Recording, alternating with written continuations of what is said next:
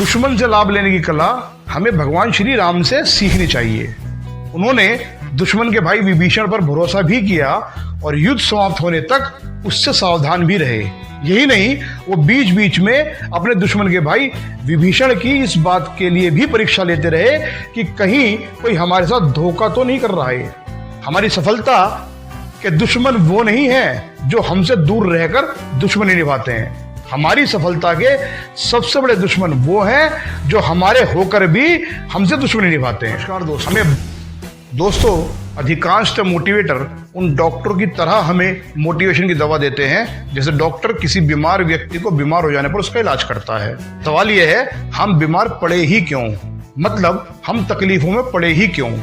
ना हमें उनसे लड़ना पड़ेगा, ना हम मोटिवेट होने के लिए कहीं किसी के पास जाएंगे। हमें मोटिवेट इसलिए किया जाता है ताकि हम मोटिवेट होकर के तकलीफों से लड़ सकें। ये बात ठीक है, परंतु मेरा कहना यह है दोस्तों कि हम बीमारी होने का इंतजार ही क्यों करें? मतलब हम तकलीफें आने का इंतजार क्यों करें? क्यों ना हम कुछ ऐसा करें कि अपने जीवन को पहले से ही इतना व्यवस्थित कर लें ताकि जीवन की बहुत सारी तकलीफें आने ही नहीं, हम उनके आने से पहले ही उनके आने के सारे रास्ते बंद कर दें। कुछ तकलीफें प्राकृतिक होती हैं जो खुद आती हैं, जिसका इलाज भी प्रकृति समय अनुसार स्वयं कर देती है, परंतु कुछ तकलीफें ऐसी होती हैं जिसको हम खुद ही अपने जीवन में बुलाते हैं, आमंत्रित करते हैं। कोई भी तकलीफ ऐसी नहीं है हमारे जीवन की जिसको आमंत्रित हमने ना किया हो, इसके जिम्मेदार हम खुद ना हों। अगर आप उन कारणों को पहले ही जान लें जिन कारणों से तकलीफें एक्चुअल में आती हैं, तो आप उन कारणों को कभी बनने ही नहीं देंगे, और जो तकलीफें भविष्य में आ सकती हैं एक्चुअल में वो कभी आएंगी ही नहीं। ये बात ठीक उस तरह से लागू होती है जैसे आपको ये पता होता है कि अगर आप शेर के करीब जाएंगे तो शेर इतना हिंसक जानवर है कि वो आप पे हमला भी कर सकता है और आपको बहुत बड़ा नुकसान भी पहुंचा सकता है। तो आप क्या करते हैं? कभी भी शेर के पास नहीं जाते, क्योंकि आप उसके हिंसक होने वाले गुणों को पहले से जानते हैं। ठीक इसी प्रकार हमारी हर वीडियो उन कारणों को जानने और उन्हें दूर करने में आपकी मदद कर सकती है जो भविष्य में आपके जीवन को तकलीफों से भर सकते हैं। हमारी हर वीडियो आप तक सबसे पहले पहुंच जाए, उसके लिए आपको हमारे चैनल को सब्सक्राइब करना पड़ेगा, बेल आइकन के बटन को भी प्रेस करना पड़ेगा, साथ ही लाइक करके एक प्यारा सा कमेंट भी कर देना जिससे हमें भी बराबर मोटिवेशन मिलता रहे। दोस्तों तब हारते हैं जब हमारी सारी योजनाएं हम अपने करीबों को बता देते हैं। एक्चुअली हमारे जितने भी करीबी हैं वो हमारी कमजोरियों को भी जानते हैं। हमारी असफलता में सर्वाधिक काम वो लोग करते हैं जो हमारे सबसे करीब होते हैं। दोस्तों जितनी सफलता हमें साधारण जीवन जीने के लिए चाहिए ना, एक्चुअली लोग नहीं चाहते कि हम उतने भी सफल हो पाएं। हर व्यक्ति केवल अपनी सफलता और अपने सुख को देखकर ही खुश रहता है। आपकी ली गई एक छोटी सी उपलब्धि भी दरअसल बहुत सारे लोगों को, खासकर आपके अपने करीबों को चुभती है। लोग अपने ज्ञान और अपनी सफलता को ही अधिक महत्व देते हैं। दोस्तों आप कितने अधिक ज्ञानी हैं इससे लोग प्रभावित नहीं होते, बल्कि इससे वो परेशान हो जाते हैं। इसलिए कोई भी कार्य करते समय अपनी योजनाओं को अपने तक सीमित रखना ही सबसे ज्यादा बेहतर और उचित है।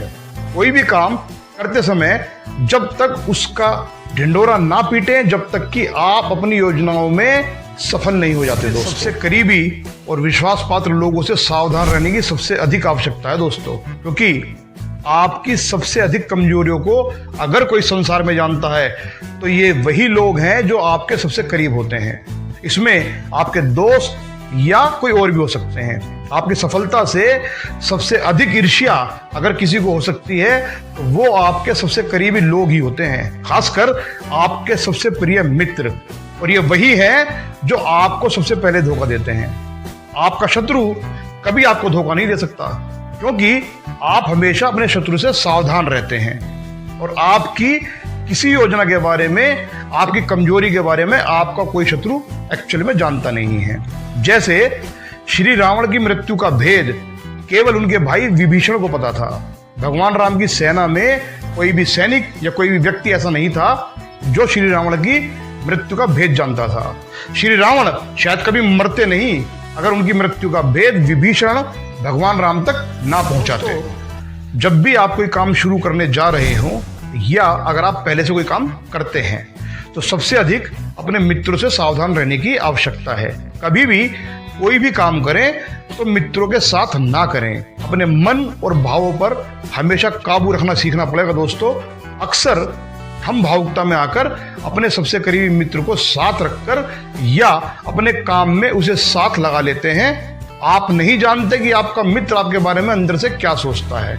वो हमेशा आपकी तारीफ भले ही करता हो, परंतु आप नहीं जानते कि आपके लिए उसके अंदर क्या भाव चल रहे हैं। जब भी हम किसी मित्र को अपने साथ काम पर लगाते हैं तो वो बहुत जल्द अपने काम में होने वाली उपलब्धि का सारा श्रेय खुद को देना चाहता है और आपसे भी यही उम्मीद करता है कि आपने आज तक जितनी तरक्की की है, जितनी उपलब्धियां हासिल की हैं या जितने आप कामयाब हुए हैं, उसका सारा श्रेय आप अपने मित्र को दे दें। तो मैं ये नहीं कह रहा कि आप अपने किसी मित्र पर भरोसा ना करें। मैं ये भी नहीं कह रहा कि आप अपने किसी मित्र के साथ संबंध ना रखें। मैं सिर्फ इतना कह रहा हूं कि आपके जो करीबी हैं, जो मित्र हैं, एक्चुअली उनके साथ कोई भी व्यापारिक संबंध ना बनाएं, ना कभी भविष्य में उनके साथ किसी प्रकार का कोई काम करें, क्योंकि कल को अगर आप सफल हो गए तो आपकी सफलता का सारा श्रेय आपके मित्र अब से उठाना चाहेंगे। सामाजिक तौर पर वो यही कहेंगे कि आपकी सफलता के पीछे उन्हीं का हाथ है और आप जो सफल हो वो उन्हीं की वजह से हो। ये बात ठीक उस तरह से लागू होती है। ये बात मैं आपको एक स्टोरी समझाना चाहूंगा दोस्तों। स्टोरी को ध्यान से सुनिएगा, क्योंकि अगर आप ये स्टोरी ध्यान से सुनेंगे तो आपको ये समझ में आ जाएगा कि एक्चुअल में लोग कुछ समय गुजरने के बाद कैसी प्रतिक्रिया देते हैं। एक बार गर्मी की तपती दोपहर में एक कुत्ता सड़क के किनारे खड़ा था। गर्मी बहुत तेज थी, धूप के कारण वो बहुत बुरी तरह से हाँफ भी रहा था।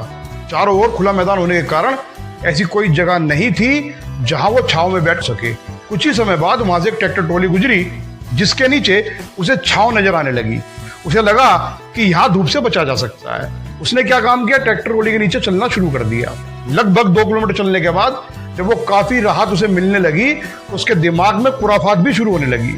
ट्रॉली के नीचे चलते चलते वो ये सोचने लगा कि मैं भी कैसा बेवकूफ, मैं कब से इस ट्रॉली का बोझ उठाकर चल रहा हूं और उन्हें देखो जो ट्रॉली के ऊपर आराम से बैठ करके सफर कर रहे हैं। सारा बोझ तो मैंने उठा रखा है, वो तो मजे में बैठे हैं। तो यहाँ इस बात से ये समझना जरूरी है कि हम लोगों की सोच को कभी बदल नहीं सकते। जिस मित्र को हम भावुकता में आकर काम पर लगाते हैं, कुछ ही महीने या साल गुजर जाने के बाद वो यही सोचने लगता है कि आपकी उपलब्धि का, आपकी सारी सफलता का कारण सिर्फ वो है, उसी की वजह से आप सफल हुए हैं। तो जब भी आप सफल होते हैं और आपका मित्र या करीबी आपके साथ उस सफलता का साथी होता है, तब वो एक्चुअल में आपकी सफलता का सारा श्रेय खुद लेना चाहता है, लेकिन वो एक्चुअल में आपकी सफलता से विद्रोह की स्थिति में आ जाता है।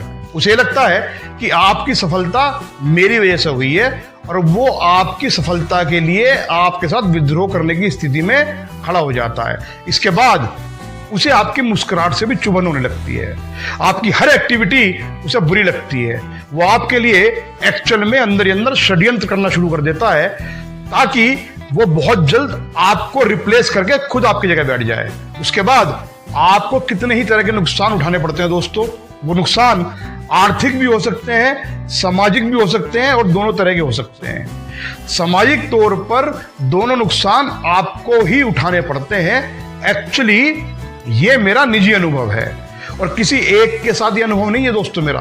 मेरे जीवन के बहुत सारे लोग ऐसे हैं जिन्होंने मुझे इस अनुभव का एक्चुअल में मास्टर बना दिया। आपको लाभ आपका कोई खास नहीं, बल्कि आपका शत्रु ही सबसे अधिक दे सकता है दोस्तों, क्योंकि शत्रु आपको खुद की काबिलियत और वफादारी का प्रमाण देना चाहता है। वो ये साबित करना चाहता है कि वो आपको आपसे बेहतर जानता है और आपको उससे हमेशा लाभ ही होगा और आपको उससे एक्चुअल में कोई खतरा नहीं है। वो साबित करना चाहता है। इसलिए जब भी आप मित्र के बदले शत्रु से काम लेते हैं तो आप ना तो उससे धोखा खाते हैं, ना ही कोई नुकसान खाते हैं, क्योंकि आप उसके साथ पूरी सावधानी से काम करते हैं। ठीक उसी प्रकार जिस प्रकार आप सड़क पार करते समय पूरी सावधानी बरतते हैं। दुश्मन से लाभ लेने की कला हमें भगवान श्री राम से सीखनी चाहिए। उन्होंने दुश्मन के भाई विभीषण पर भरोसा भी किया और युद्ध समाप्त होने तक उससे सावधान भी रहे। यही नहीं, वो बीच बीच में अपने दुश्मन के भाई विभीषण की इस बात के लिए भी परीक्षा लेते रहे कि कहीं कोई हमारे साथ धोखा तो नहीं कर रहा है। हमारी सफलता के दुश्मन वो नहीं है जो हमसे दूर रहकर दुश्मनी निभाते हैं। हमारी सफलता के सबसे बड़े दुश्मन वो हैं जो हमारे होकर भी हमसे दुश्मनी निभाते हैं। हमें बहुत अधिक सावधान रहने की आवश्यकता उनसे है जो हमारे लिए अपना सब कुछ कुर्बान कर देने का झूठा वादा करते हैं, जो हमारे लिए मिठास से भरे होते हैं, जो हमारी सबसे अधिक चापलूसी करते हैं, जो हर बार ये कहते हैं कि वो हमारे हैं और वो हमें किसी प्रकार का नुकसान नहीं दे सकते। तो दोस्तों, आपने हमारी इस वीडियो को अंत तक धैर्यपूर्वक सुना, इसके लिए आपको हृदय से धन्यवाद। उम्मीद है आपको इससे काफी कुछ सीखने को मिला होगा। ऐसी ही बेहतरीन जानकारी के लिए आपके साथ फिर मिलेंगे अगले पार्ट में। थैंक यू दोस्तों।